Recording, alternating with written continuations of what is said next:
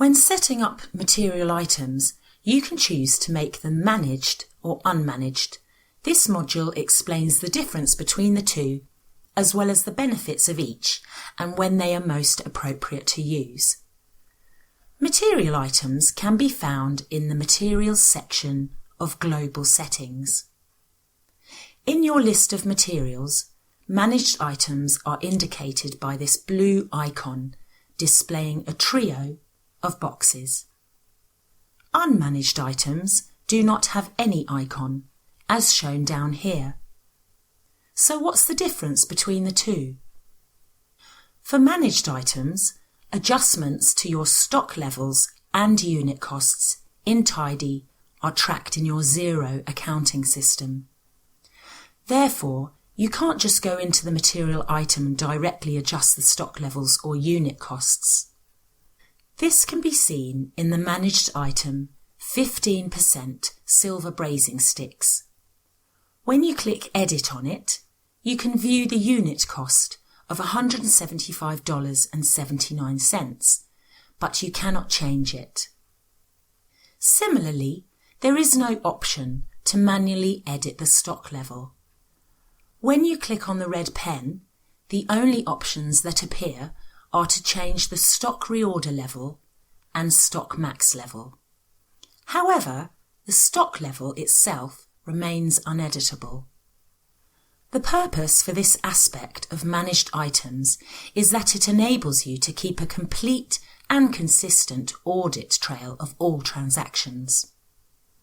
A material item's transaction history can be fully tracked by clicking the blue Rewind button at the top of the item. Here, we are able to trace all stock imports, transfers, purchase orders, and sales of this item. On the other hand, unmanaged items can be edited easily, but their transaction history is not recorded. Seen here, the material item grey bench rack is an unmanaged item because it does not have the icon of the blue boxes. When you click the Edit button, you can see that, unlike the managed item before, you can now directly edit the unit cost. For example, you might change it from $60.99 to $65.99. You can also directly edit the stock level from 20 to 25. As an unmanaged item, these changes we've just made to unit cost and stock level are not recorded.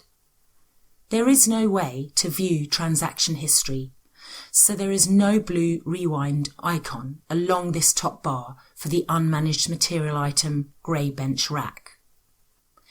In summary, managed items are indicated by the blue boxes, while unmanaged items don't have an icon. For managed items, your unit costs and stock levels can only be changed through sales, credits, purchase order receipt, and stock adjustment transactions. For unmanaged items, unit costs and stock levels can be simply overtyped.